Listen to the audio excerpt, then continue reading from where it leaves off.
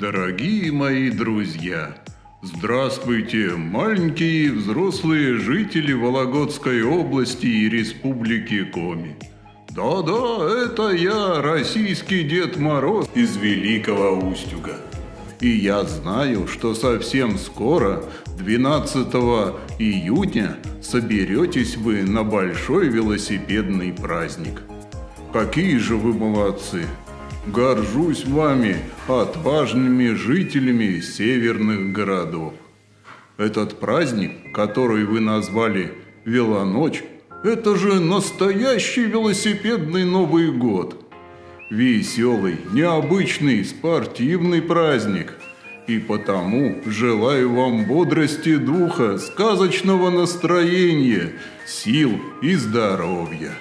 Ну а я в этот день буду поддерживать каждого из вас своими волшебными силами. Надеюсь, что этот праздник станет доброй традицией, и уже на следующий год участников будет еще больше. С праздником, родные!